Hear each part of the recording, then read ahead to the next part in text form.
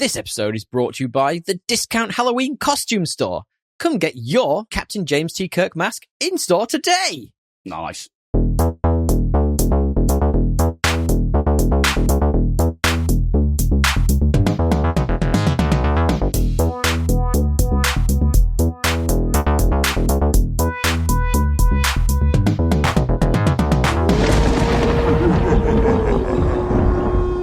Hello, and welcome back to another episode of Podcast Assemble, the show where you come for your rambling, geeky download. My name's Tommy, and I am delighted, as always, to be joined by my friend and co-host, who is across the pond. It's our resident, unstoppable masked teen slasher of the pod, DL. How are you? I'm good, dude. I'm alive. Unlike these He's live! poor souls. And it's our Halloween episode. In random... These poor souls in random small towns of Illinois, you know? Like, I do have a question, like, why there's just, like, two little intro sequences to this movie where it's, like, this part of Illinois, then it's, like, another part of Illinois. It's, like, no one knows. They didn't go that far. It could just be the same town. We really don't need to name it again. Like, the audience wasn't curious. But I mean, for anyone who hasn't picked up on this just yet, we are talking about Halloween 1978's Day. So the OG, we chucked it out on our Instagram. We asked a bunch of friends of the show, and this was the one that came back as the hot property to talk about. And it's got that, like, small America vibe, hasn't it? Like, a time that you can never go back to now, where no one's connected. You can be 20 miles to the west of a town. Like, people are getting slashed and you'd never know. Yeah, it's definitely a callback to a different time. Definitely. A mall time. A time of malls and, very, very, very Stranger Things season 3. Yeah, period. I have that exact note in my notes. I was like, and the music's so inspo for that as well. Do you know what I mean? Like, it's full. Yeah, it's full. If they'd have, like, 11 had have run across the middle of this film, I would not have been surprised. You know what I mean? Even though it was from the 1970s. But, you know, how have you been, mate? What's been happening? I've been good, dude. I've been good. It's been a busy week. I had something literally every day this week. So it's been like, you know, dinner. Must be nice. Yeah, well, I mean, I would have liked it to be spread out a bit, to be honest. Because I've had like early calls and then late nights. So it's been a constant, 4 to 5 hour sleep week. But we yeah, you could tell. We did. Yeah, I look great, I'm sure. Look beautiful, man. You're still bringing the sex appeal to the podcast. Like, you are. Like, it's always there regardless. Yeah, well, it's just haggard sex appeal today. You know, there's something to that as well. It's not like Kurt Cobain was like well kept, you know. He probably smelled. Let's be honest. I don't want to like guess on how Kurt Cobain smelled. It's a weird thing to think about at this time. You don't really need to. I was just listening to some Nirvana at the gym the other day. That's where that came from. Brilliant. What have I done, dude? I went out Tuesday, got a nice Italian dinner with the new team that I'm working with. Because I'm fully remote now, it's kind of like, you gotta do things to like have some level of culture. So we did that. That's interesting. I've forgotten what fully remote feels like. It feels like a long time ago to me, fully remote. Yeah, it feels weird. You're kind of like, I'm working. Is it harkening back to the COVID days? Kind of, yeah. But it's also just like, I'm pretty self-motivated in that way, so I don't struggle with it. But it is just like, you don't get as many breaks in between because, like, you're not like going out to lunch. And so there sometimes I miss that. But overall, I'm more happy with it than I'm Dude, not. I do way more at home than I do when I'm in the office. When I'm in the office, I'm like, let's go for a coffee. It's actually a problem. Let's stop and talk for 25 to 50 minutes. I never stop working. I'm like, oh, fuck, it's like 6 p.m. Yeah, it's like, you're right. I agree. Yeah. What are we doing here? So that's interesting. So, like, you're really settling into the London life, are you? Oh, yeah, dude. And then Wednesday Wednesday, I was like, it was the most London week ever. I did like Soho Shoreditch House with one of my friends who just moved out here as a guest. They didn't spit on me on entry as a guest, which is good. How was Shoreditch House? You talked about it last week. Yeah, it was cool. The service wasn't as great as I would have thought because I think that just interesting. Was too busy. But I would do it because it's like a gym. You get a pool. It's actually not that like if I could expense it through work, which oftentimes you have these benefits, I might do it. It's better than my gym. But no, it was cool. Food was good. Can't complain. It was a vibe. So you didn't feel like a pleb? You didn't feel No, I definitely did. Like, I just convinced them not to spit on me on entry, as I said. And otherwise it would have been, quite a debacle with Gail. She's a fiery one. Brilliant. We did that. It was fun. And Thursday I had my first pub night. And I was super hungover on Friday into another night out. So it's just been quite full on, to be honest. What have you been doing? Man, I had a lovely end of the week. So my delightful partner was actually away in Melbourne for the end of the week. So she was away for like a couple of nights. Yeah. And it was great. And you know what happens when a partner's away, baby? The boys are gonna play. Yeah. Nah, I played video games the whole time. It's fucking brilliant. I love that, dude. I miss my Xbox. It's on a shipment. It's on some like tanker somewhere in the middle of. It's making its way over to you. I just want my PS5 back. Yeah, because they take so long, those shipments. I had to take my PS5 with me. I was like, I didn't trust the shipping container. I was like, I don't trust this not to get lost. So I put my PS5 in my you've got like 2 giant bags of stuff. I always like wrap it up and put it in the middle of them because you can't trust a shipping container. You just can't. But yeah, so I had a couple of days of uninterrupted gaming, just chilling out. We'll talk about what we've been up to in just a minute. But guys, if you want to hear us talk about our weeks, feel free to stick around. There will be time codes in the description.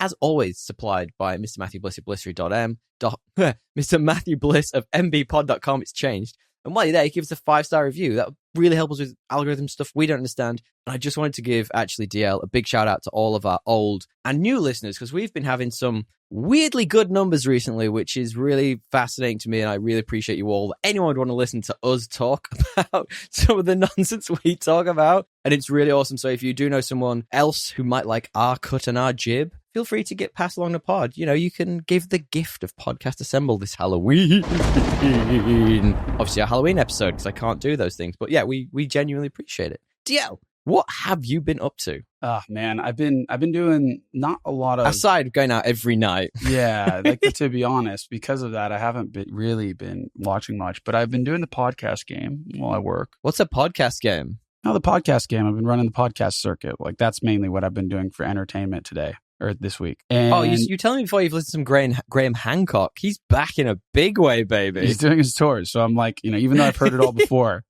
I still tune in. Wait, so what? He's on Joe Rogan? Yeah, he did Joe Rogan. He's done, I was halfway through one of the ones he did with Lex Friedman. Okay. Lex? Yeah, I love Lexes. They're just so long though. Like I never finish them. They're like 3 hours. Longer than the Joe Rogan ones? They're so long. I would say on average, consistently, yeah, he is a bit longer. But they're similar. Similar content, all about DMT and no, because Lex taking is mushrooms. Like more of an AI dude. So he does like tech stuff and like really, really sci-fi stuff. He's not like Joe does that too, but Lex can actually hang with them and talk the talk. Talk to it. Yeah. Whereas Joe kind of just goes. And can Graham Hancock? No. Graham Hancock is more like he doesn't just do that. He also does other things.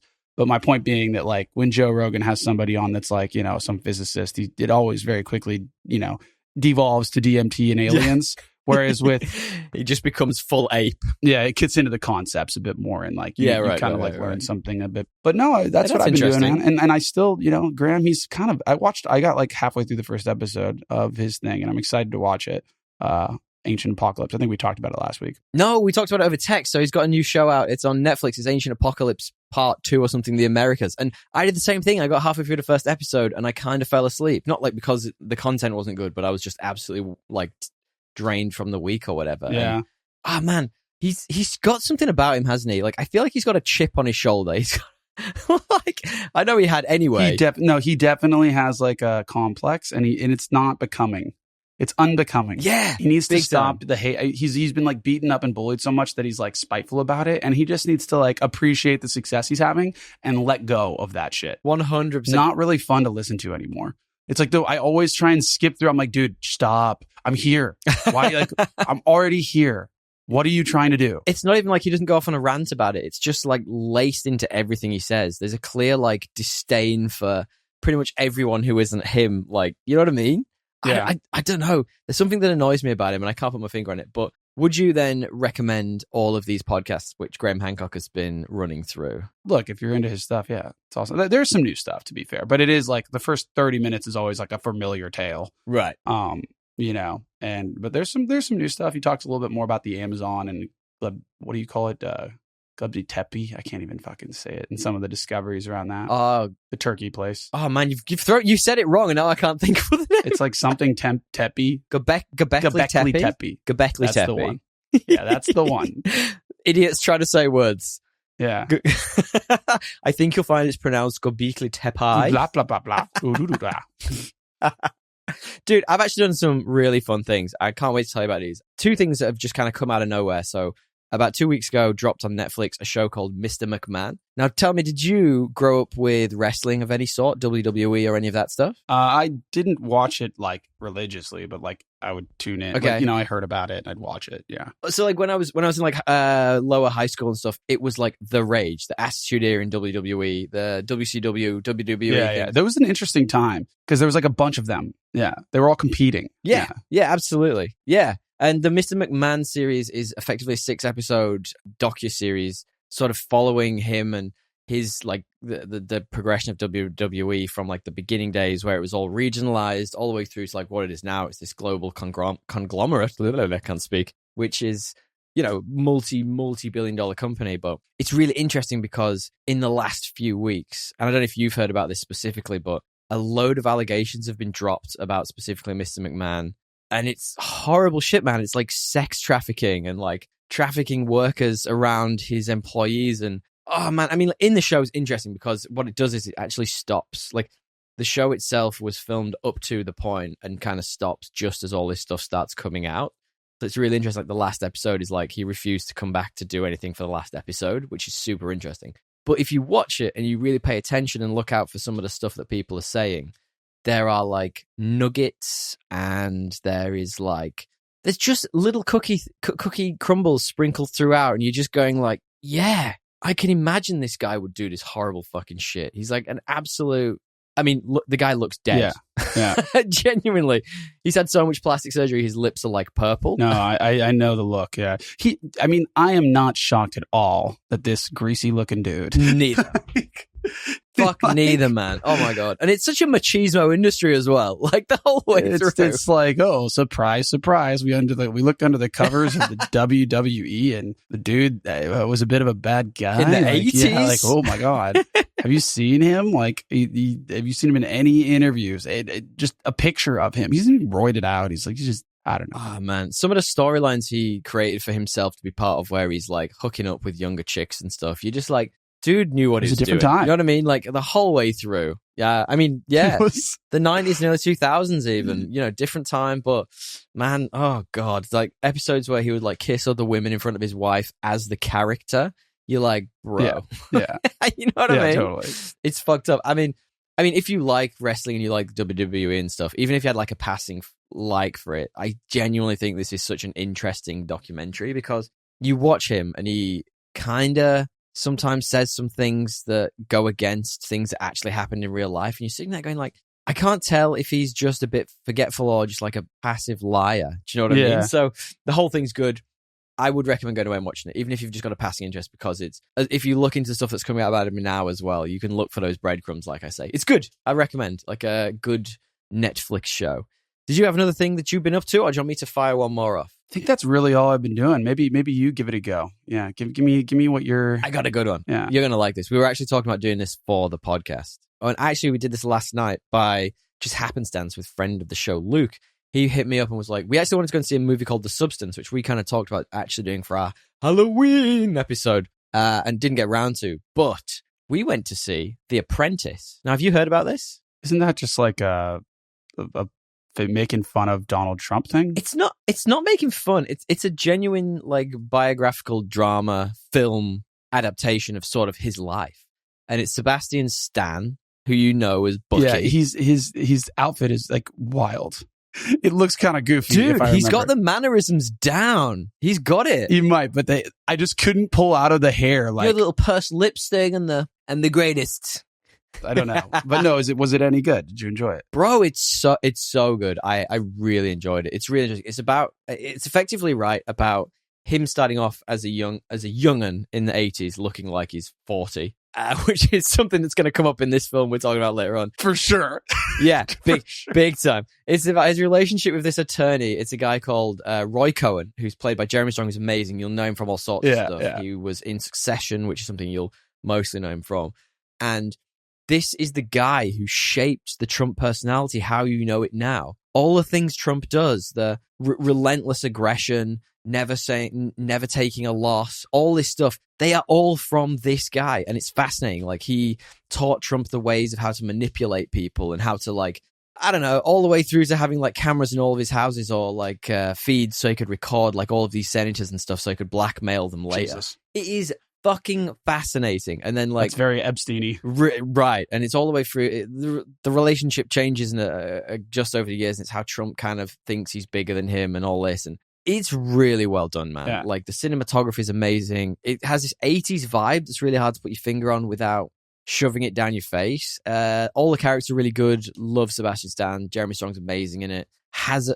This is the third thing that's talked about, and apologies, listeners. This is the third thing that's talked about rape that I've watched in the last 3 weeks, and I'm not happy about it. Spoilers a little bit for this movie, but it touches on something that Ivana, I believe, said in a interview one time about Trump raping her. I obviously something I'm going to talk about next week. My partner's been watching the Menendez brothers thing on Netflix, the Monsters thing. Whole ton of it in that too, and obviously the Joker we talked about the other week. It's too much in my life right now. I need to move away.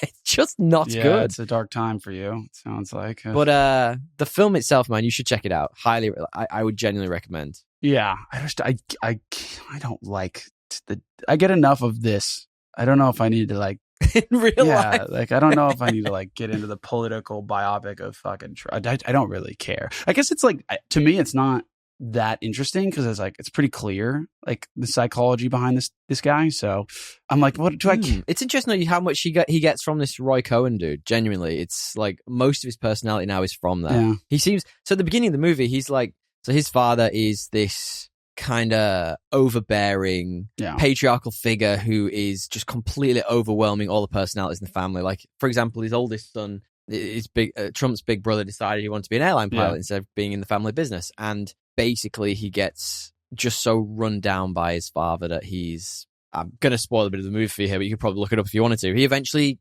unalives himself. Wow. Because of like how his father is. Yeah. And like, that's how he starts. Trump's this beaten down, kind of worthless son who's just doing whatever his dad says. And then he meets this Roy Cohen guy who basically tells him, no, you can be a fire. You could do this. And this is where the Trump personality starts. And it's fucking really interesting. I like Sebastian Stan. I do too. There's maybe in like 2 years after the election, like I'm just over.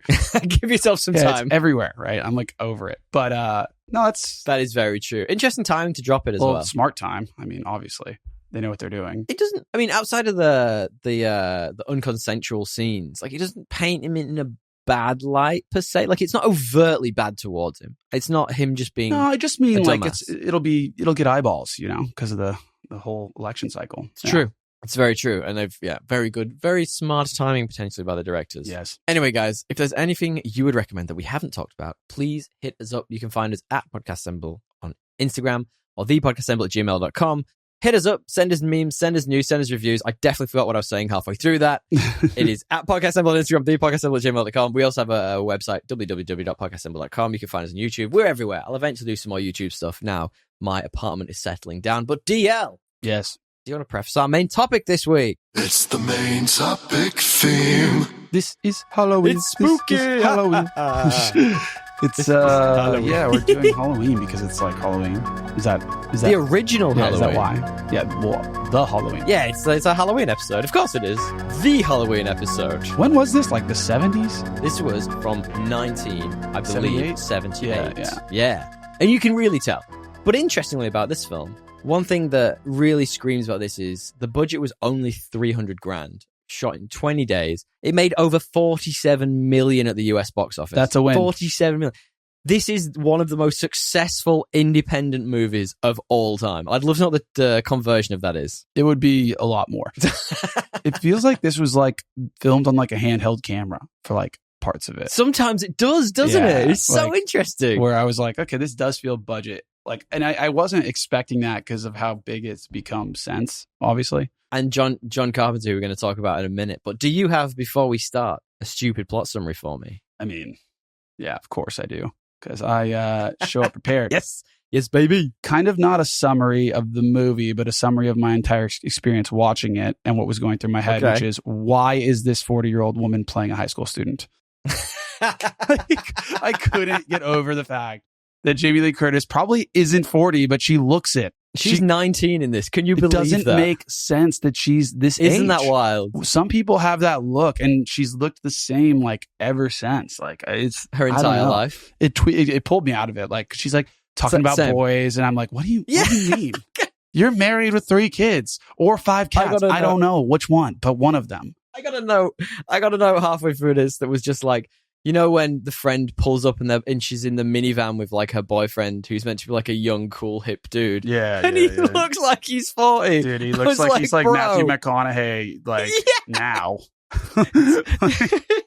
he's like they keep getting young. They keep getting younger, but what is it? Is that they stay the same age, but I getting older. Like so good. High school girls. I keep getting older, but they stay the same age. Something like that. That was like a Forrest Gump Matthew McConaughey. I don't know what I just did. Forrest McConaughey. Matthew Gump? I like that. I appreciate it. You should keep that going. I've got a stupid plot summary for you, DL, and it is just the original incel extracts revenge upon horny teens before the internet made it mainstream. True. The real reason there's a third chair in the hotel room, or like a lonely chair in the hotel room, is Matthew, or is it Michael? Is it Michael Myers? Apparently, because this guy has issues.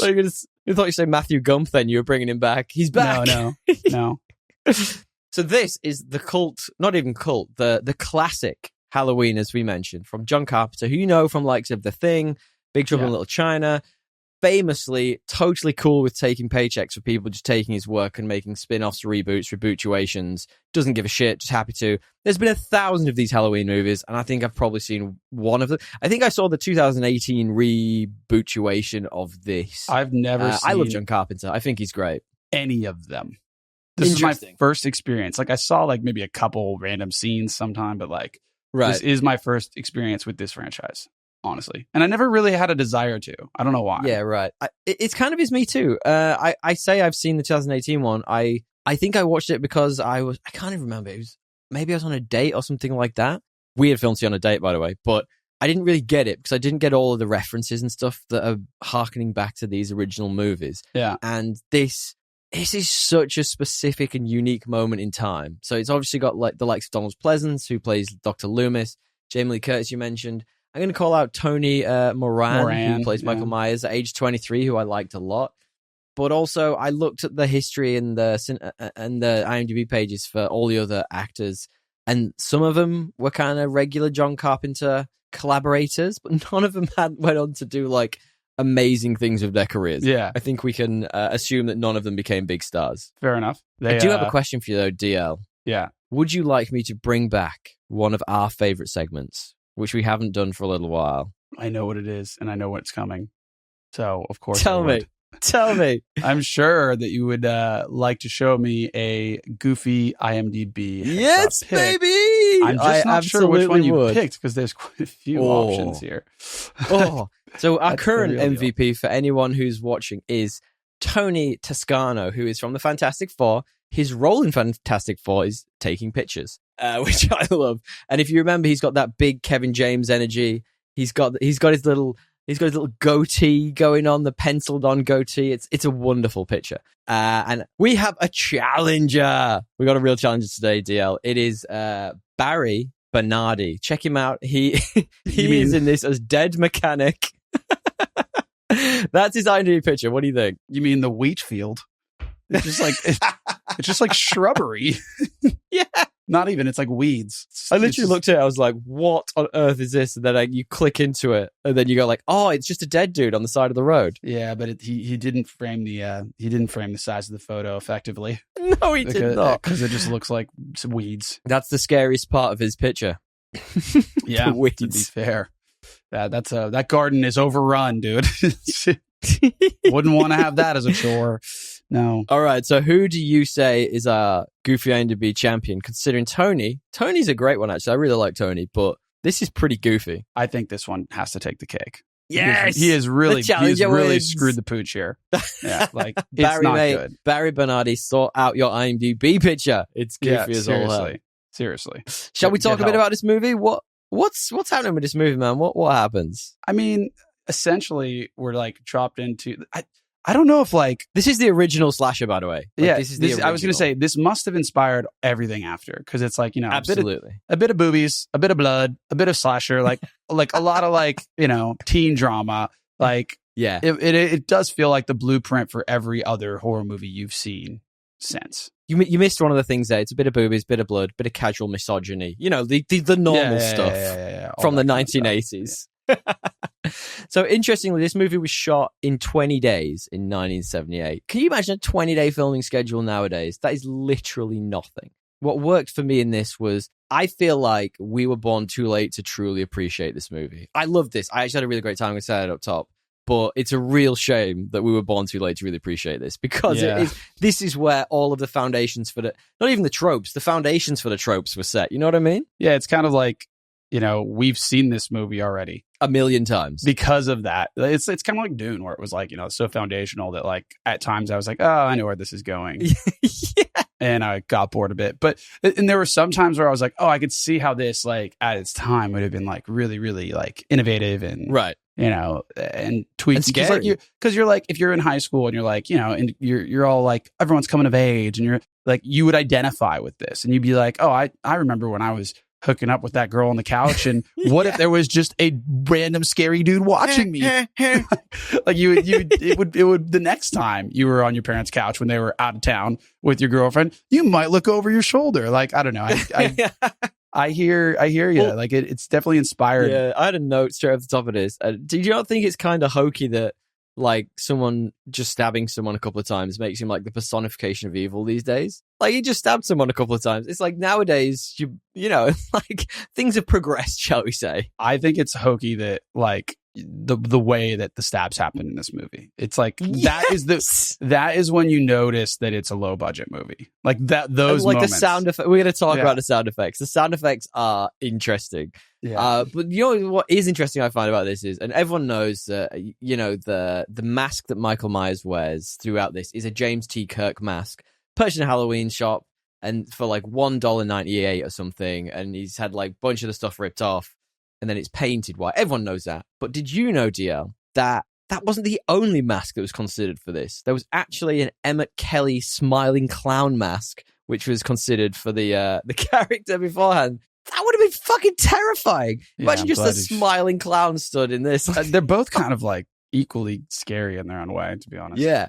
Oh, and it's iconic, the James T. Kirk mask. Wild that it's a James T. Kirk thing, but it's so unique. I really like it. But I guess the thing that I liked about this was it starts with basically a kid who just goes nuts, basically, and stabs, I think it's his sister in the room. Yeah. And then it sort of, it does that classic new thing, which you don't see a lot of, I don't feel, in these movies, where it kind of smashes forward like 20 years or 15 years it is. And you're like, what's happening with him now?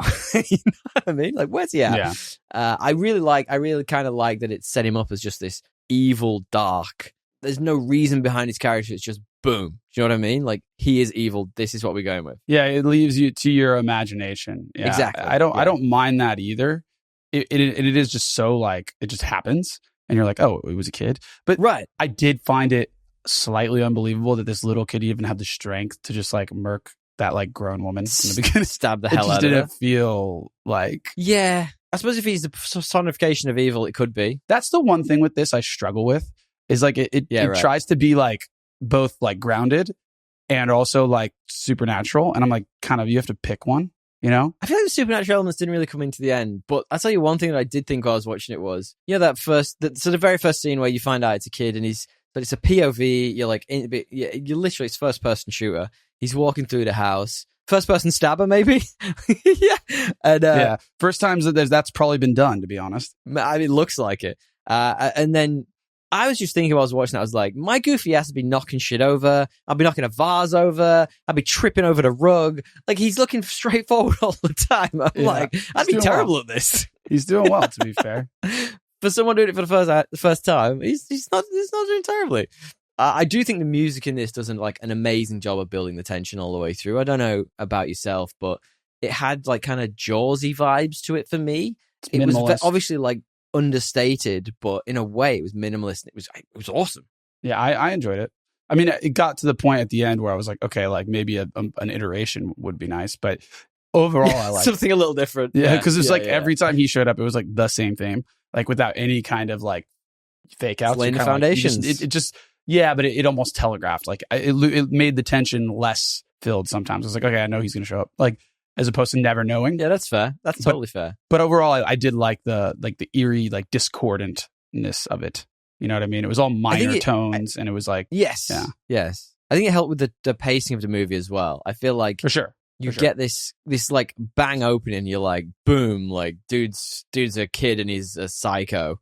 And then you have to wait an hour to see him do his first adult murder. You're like, what am I doing here? I'm watching Suburban Life. Yeah, it's hilarious. Because it was like, starts super strong, and then like pretty shortly after that, you see him break out, right? Which was like a really weird scene. I was like, why are they just like sheep in the... That was creepy. Like, I was like, why are they just like sheep in the fucking lawn? Like, they looked like, you know, like cows in the... And they're all wearing the same shit. I was like, I was like, they could really lock this down better. So when they drive up to the asylum to pick him up, it's just creepy as all hell. And they're so blasé about it. Like the woman's there, like the nurses are like smoking a cigarette, super chiller. And I'm like, these guys are everywhere. It could be any of them. Yeah. Like you should probably be a bit more worried. It's like, well, as soon as you saw that, I'd be like, turn around. Let's call security. They are literally out and about. Well, you know what's funny? Talking about the first kill, that's like, I don't know, an hour into the movie almost. Like he chokes. We're obviously doing full spoilers here, people. You can get that by now. Yeah. He chokes one of Laurie's friends to death, and my broken ass brain, and you're gonna hear that a couple of times in this, was thinking to myself, there's got to be at least a few seconds now where that feels really good. Oh my god. You have issues, bud. You've got issues. Yeah, I know. But yeah, like I say, it doesn't do it. I actually kind of liked the slice of American Pie, old Americana, you know, these little towns.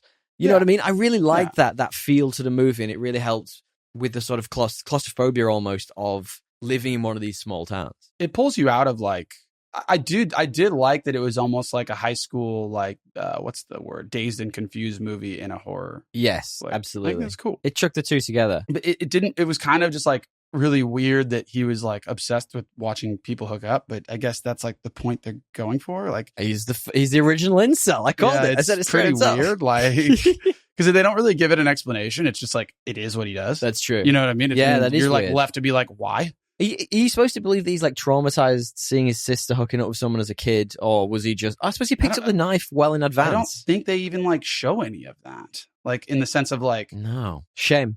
Yeah, well, I guess my point is they just leave it up to you, which is also quite interesting. You know? There is a lot of ambiguity in this, and I do genuinely quite like that about this movie. The thing that is weird and sort of ambiguous in a way that I am really confused by is, and this is a genuine question to you, is like, why does nobody believe the doctor the whole way through? Like Dr. Loomis, he's been with this dude for 15 years of his life and knows that he's an evil character. Why does no one fucking believe him? The guy's trying to warn you. Dude's going to murk a bunch of your peoples. It's fair. It's a fair point. Did you find this scary, by the way? I should have asked you this up top. Did you find this film scary at all? Not really. Interesting. Not really. There were moments, I guess, but no, not really. I can see how people would have thought it was scary in 1978. Absolutely. I understand if you've never seen anything like this before, like, but yes. I was not scared. And I'm usually kind of like a little bitch. So it was actually surprising. I was like, oh, this is true. This is an easy watch. It was 1978. Like, you've got it, like I say, hokey is the word I use for it in some ways, but you can see how every single slasher movie since then has just aped this almost, you know? Yeah, for sure. It's been aped super hard.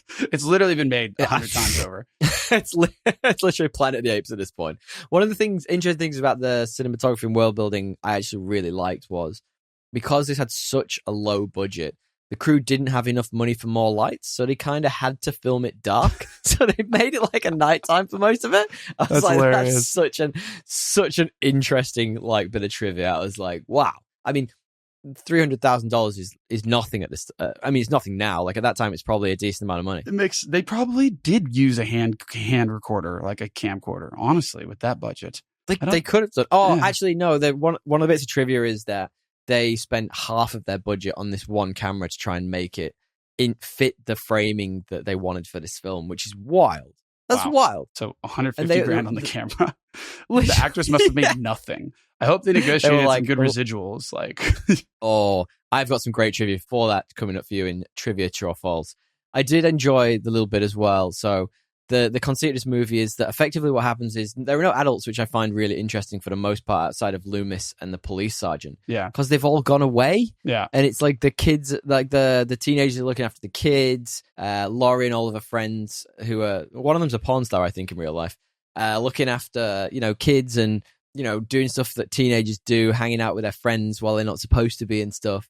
I mean, I do love that in that scenario, it's like setting up, like the classic slasher genre piece where it's, it's teenagers running amok, and it's almost like bestowing the virtues of celibacy at times. You know what I mean? Yeah. The only ones who seem to die are the ones who are hooking up. I wasn't really sure what the theme was there. Was it like, no, but then hey, he still don't tries to do kill it, Laurie. but he tried to go kill her too, and she was just being a nice little babysitter. What's happening? So yeah, it's a 40-year-old babysitter. What's happening here? Yeah. What do you think of the performances in this then? Like, what do you think of all the characters? I just kind of like, honestly, the ones that like died were the most believable actors to me. They were the best ones. Yeah. I thought some of it was except for the funny. dudes. The guys kind of sucked. I mean, the girls. They were kind of like funny. Yeah. I don't know. It was, I thought it was, I couldn't tell if it's because it was so hokey that I liked it or because they were actually acting well. I don't know. Jamie Lee Curtis I couldn't handle because she's just, it didn't make sense, but. Because she looks exactly the same. Yeah, I get that. Yeah, not because she's a bad actress, just because like it was just like, how are you 19? Like I just couldn't escape it.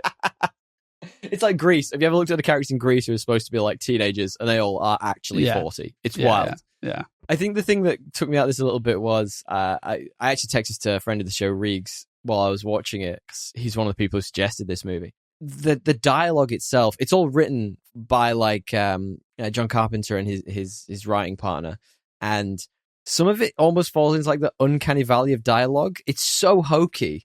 Yeah. And I get it because it's from 1978, but I don't believe a lot of it. Like, it's delivered well. It's not bad in that respect, but I was like, what is happening with this dialogue? Yeah, so some of it's just like, it is just the dialogue. It's not the actors. Yeah. That's true. It's like, it's the writing. And one of the things I did notice as well is, did you notice that at the very end, so what happens effectively is that all the teens except Laurie die, get murked. And she's on the run.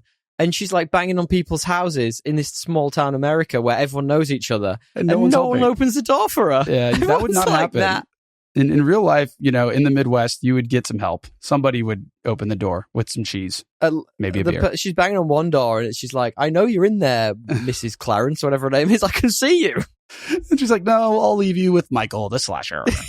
I did like the little haunted house vibe thing where it was like the kids were, that element was cool. I like that too. It was very Stranger Things. You could tell it was inspired it by it. Really was. And I really like the bit where she thinks she's like hiding in a corner and then the light gradually builds on Michael Myers' face. And that's iconic, man. That's amazing. I love that. Yeah. I guess the interesting thing for me is sort of like Carpenter's like intent with Michael Myers is that the audience should like never relate to him. And makes sense. I think if you could relate to this thing, there's something wrong with you. Yeah, for sure. I mean, they drilled that point home. He's like, his black eyes, he's never. But they do show his face, which is I find interesting. Yeah, like, he is a guy. Briefly. Like, yeah, he looks a bit strange in that shot. I'm not going to lie to you. So I've got a really just a bit of trivia for you. That, and I was actually going to save this for trivia truffles, but I'm going to tell you now because I actually really like this one. Speaking of performances, one of my actual favorite characters in this was the Donald Pleasance character, the Lumos. The Loomis character, the cop or the doctor character. Yeah, I liked them both. The doctor's monologues are a bit like on the nose at times. I don't know if you noticed that. He's very, but he delivered them so well. Yeah, he's trying to like Shakespearean almost. He's like, thou shalt die a death. I was like, all right, fucking hell, calm down. I love it. But yeah. Interestingly, John Carpenter actually went originally to Peter Cushing and Sir Christopher Lee to try and get them to do the roles. So you know Peter Cushing from Star Wars, you'll know Christopher Lee obviously from the likes of Lord of the Rings, is an amazing actor. And they both turned it down for the money being so small. You said before it must be like low money for all these, and like they got paid very little. Yeah, pennies really. And yeah, I think Christopher Lee actually said this is one of the biggest mistakes of his career not doing this. Isn't that interesting? Oh wow.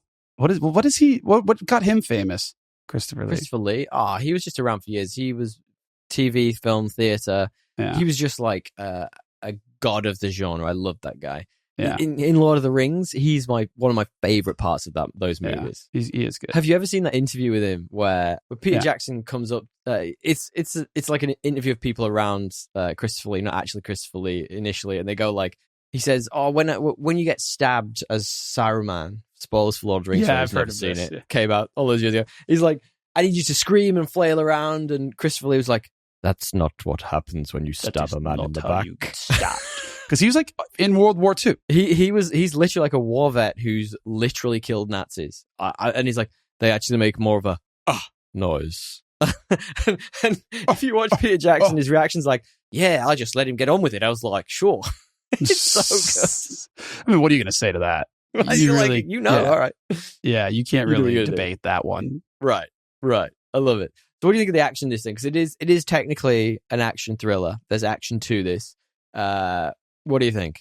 It's probably the worst part, but it's also the best part because it's like, this is so goofy. I've got the exact thing down too. It's the best and the worst. Because it's like, it like kind of makes it a cult classic in a way. Because it's like, I don't know. It feels like, you know what it is? It feels like the action sequences are like what you feel when you're like in a fight in a dream.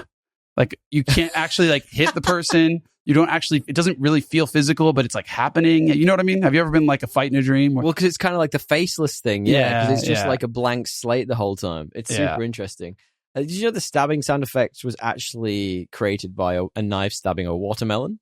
Because that's what it sounds like to stab someone. I wouldn't even have thought that would make a sound. Isn't that the weirdest thing? And like some of the sound effects like really suck. So there's a part at the end of this, and we're going to talk about this in a minute, when Laurie's kind of, all her friends have been murdered. She's on her own, and she stabs Michael Myers in the eye with a knitting needle. And he like pulls it out, and it makes this weird like thunk noise. And I was like, that was fucking gnarly. What's going on here? Also, like the hanger though, that really isn't going to do much. Messy. The hanger, like she should have been toast. Speaking of Jaws, there's a lot of good action scenes in the sort of likeness of Jaws. Like there's a scene when Michael Myers is chasing one of Laurie's friends, and she runs into like an outhouse thing where there's like a washing machine. She locks the door behind her and realizes she can't get out, and then she like tries to get out through the back window. And my broken ass brain, she gets stuck in the window. I just like thought that she was super dead at that point. Yeah, I was like, this is the fact that she survived that whole circumstance. I was like, this is absurd. Wild. Yeah, I was like, I would have bet the whole entire mortgage that chick was going to die in the next 30 seconds, and then the kid just finds her like half out of the window. Well, my broken ass brain it's so broken now that I was watching it going, she's stuck in a window. Is Michael Myers going to take off his mask and reveal he's a stepbrother and start plowing her? I thought he was like pretending to be her. I was like, this is elaborate. And he's using the voice. Like, I was like, she's surely dead. Like, it's so funny. And there's bits at the end of the film that really like wigged me out. So for example, Laurie thinks she's killed Michael Myers on multiple occasions and gets the knife off him and just throws it down next to him and then carries on. I'm never kill checks. Like, what are you doing? Yeah, it's tough. It's tough. Yeah, there are bits like that. And I'm just like, that takes me out of it. Yeah, her and Pedro Pascal could use a course on like, hey, confirm the kill. Confirm. We're talking about Game of Thrones. I'm talking about, what is his name? Oberyn Martell. The Viper. Spoilers. Viper in the Mountain, one of the best, much better scene with eyes getting hurt than this is, unfortunately. But I guess the ending of it is my favorite thing about the whole ending of this movie, so watching this, the ending is that eventually, they overcome Michael Myers, but the way they can overcome Michael Myers is great because they build up this like great heroine character who I really enjoyed. I really liked Laurie in this. She was, she was feminine yet strong and had still had an innocence, but also was kind of losing her innocence to this whole horrific thing was happening around her. And then just a dude walks in and shoots Michael Myers. It's like, way to get the patriarchy in there, guys. Yeah, seriously. But that's the part that they lost me. I'm like, he should be dead. Why is there 25 more movies? Yeah, it's interesting. He does become like an unstoppable force of nature at that point, I think. Yeah. But like you say, there's an ambiguity to the ending. Like Michael Myers kind of disappears, and you're like, oh, where's he at? I didn't like that. He gonna be in Halloween too? I didn't like that. I honestly, I wish you would have just you wouldn't have been known, he was running away and you just didn't know if he got shot, kind of thing. And he just disappears in the distance. He got clipped 7 times, dude. He's in shock. He got He's dead. stabbed. He got shanked in the eye. Yeah, plenty of things. So one thing I was going to run by you, and we like to have our own little weird theories about stuff and come up with our own points of view. I feel like there is a version of this at the very end. You know how there's no adults around? There's only one policeman who doesn't actually see anything. There is a version of this where they keep not believing the doctor, and they just get convinced that Laurie murdered all of her friends and made all this up, and she just goes to prison for the rest of her life. Do you know what I mean? Yeah. There's no way they can prove there was this weird unstoppable force of nature there. Yeah, fair. I mean, you could argue that maybe it's like just the kid's perspective. Ooh, maybe it's all in her head. Yeah, because there's a lot of that, like, oh, the boogeyman. But no, I mean, I think we're reaching a bit. We are reaching a bit. I don't know. So tell me then, what are the tones and themes of this movie, DL? I mean, I guess it's like a coming of age tale, experimenting with sex, loss of innocence. Yeah. Then there's also like, the childhood fears and bullying, and it's not really about like facing them. It's, but it is about like, it investigates the idea of them. Yeah, it's true. It's very true.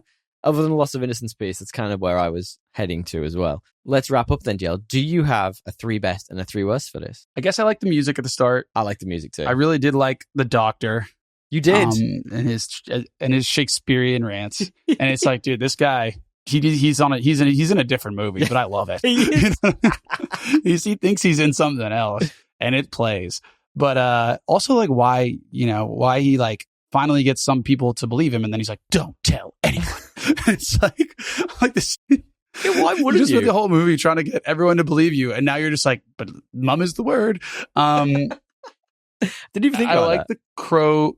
Yeah, the slow. I said crow. The slow creeping build as we learn kind of more about him after like just the initial shock of what he does, and then you get it all in like 2 lines.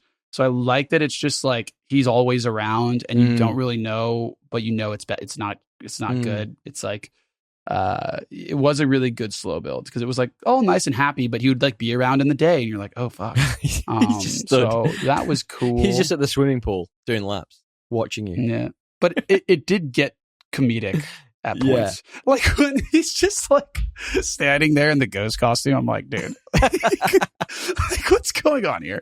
How about you weirdo? Yeah, I just had it's unflinching. I like that about it. Like the message about like the horrors of pure evil, they're not diluted. It's just right in your face. It's like if you're in small town Americana, shut your door. You know what I mean? Like don't just leave it open all night. I really liked that Michael didn't really have like a motive.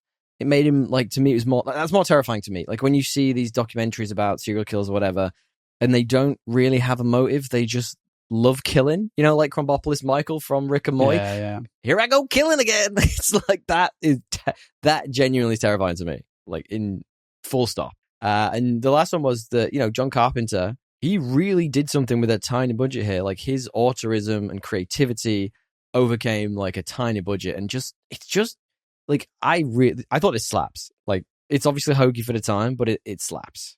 Yeah, no, it was a fun watch. And you was? I wasn't scared. It was honestly weird because like usually I would be, but I think it's just because I've known like so many movies like it, so it was like not really like there wasn't a lot of unpredictability. You were watching the OG, other than the lady getting stuck in the laundry window. There's I've seen plenty of those 3 movies. worst. I mean, yeah, different vibe though. The best. Yeah, the best. Bent over in the laundry room. Yeah, stuck in there. Favorite kind. Is he like? I guess there was like the part that took me out of it the most was like it was super grounded in that he's just like a tweaked dude, and then at the end it kind of just became supernatural. Like I didn't really love that. And it's not clear if this is like grounded in horror or supernatural, or if it's like, does he just have, I don't know the proper way to say this, Tommy, I might get us canceled, mentally challenged strength? Yes, sure. Is that the reality like that we're living in, or is he just a demon? I don't know. The ambiguity of it is kind of the point. I don't know. It wasn't really ambiguous. He got shot 5 times. He's obviously some kind of creature. 5 times. Yeah, it was like at least 5, maybe 4. I was so in. I didn't even realize it was like once. Yeah. And then a couple times it's like funny instead of scary for me. Yeah, that'd be the worst. But I actually enjoyed it because of that. So I don't. Isn't that interesting? Because I had the hokeyness as like one of my worst, but at the same time, it's kind of the best thing about it. I really like that. But at the same time, it didn't take me out of it, but it's entertaining in a way that it is so hokey. Let's say that much. Yeah. And some of the decisions, just generally in horror movies, and this feels like the beginning of some of those tropes, like throwing the knife down without checking the dude's dead. Like, it's the foundations for Scary Movie is what it is. You know what I mean? Yeah. You know, but in Scary totally. Movie when they walk into the house and they get and the house is like, Yeah. get out, and they're like, I guess I'm gonna leave. Like it's you know, like it's what it's building towards the whole way through. And just finally, that, you know, harkening back to the last time we did a Halloween episode, there just isn't enough Mark Wahlberg in this. Fair. He would fit in as one of the machismo dudes who just One of gets the murked. dudes, bad bloke Mark Wahlberg. Yeah, he would be. He'd do all right in that. Stay prayed up, fellas. Can you guess before we wrap up the current IMDb score for this? I bet it's high. I bet it's like 7.7 or something, 7.6. It is exactly 7.7. My man, Is that going? It's time. Go, yeah. Woo! I didn't think that's high though. I was like, that's which is high for I thought it IMDb, was honestly. pretty average. You know, very few things get into the 8s. Yeah. For a you know, classic of the genre, let's be honest, I thought this would be mid-8s at least. But I just don't think IMDb gets into the 8s except for like things like The Wire, and like there's really just not a lot of things that get up there. The users are rude. They have high Ruthless. expectations. Okay, Yeah. well, let's talk about users then. Let's jump on Yeah. one. I'm going to come back to Rotten Tomatoes. What do you think the current Letterboxd score is? It's out of 5. It's always 3.6. It's never 3.6. 3.8. It is 3.8. It's bang. Yeah, That's 2 in a there we row. go. Let's Have you go. checked Let's these do it. beforehand? I didn't check. It feels like that vibe. Upper 70s, you know. Interesting. Well, let's guess for me then the current IMDb. I've done that already. Rotten Tomatoes score. Yeah, this is impossible. I never get these ones right. I would say 92. Was it gonna be like 99? It's 96. You were so close. Okay. It was in the 90s. I've never seen a full sweep of them being like 9 on IMDb, 9 on Rotten Tomatoes, 4.5 on Letterboxd. I don't think it exists. Other than maybe like, I don't know, Interstellar or something, which we know friend of the show Kyle hates. Thank you for letting us know that friend of the show Kyle. I remember seeing that with friend of the show Kyle and being at very opposite ends on the. Other than Anne Hathaway, I love that movie. She is in that movie. I'll absolutely give you that. Now, what She we do bugs is we me do in that our movie. rating system, which is this better or worse than the most average movie we know, which as of right now is Aquaman 2018. DL, is better or worse and why? This is better than Aquaman 2018 because I was more entertained, and that's really all I have to say about it. Absolutely. It was a very I don't know entertaining what else I movie. could say. I enjoyed the trope building of it. It's like the foundations for those. Good fucking movie. Yeah, good. Should we finish it with a bit of trivia, true or false? We shall. Trivia. Okay. The original script, titled The Babysitter Murderers, had the events take place over the space of several days. However, due to budgetary constraints, they reduced it to over just one night. Is that true or is that false? That is true. It is true, and they picked Halloween because it's the scariest night. It's Halloween. I don't know why I'm doing that as a vampire. Bit strange. Yeah. All right. Trivia true, trivia false DL. John Carpenter originally wanted John Williams to write the score because he had had great success with the Jaws film 3 years earlier. Is that true or is that false?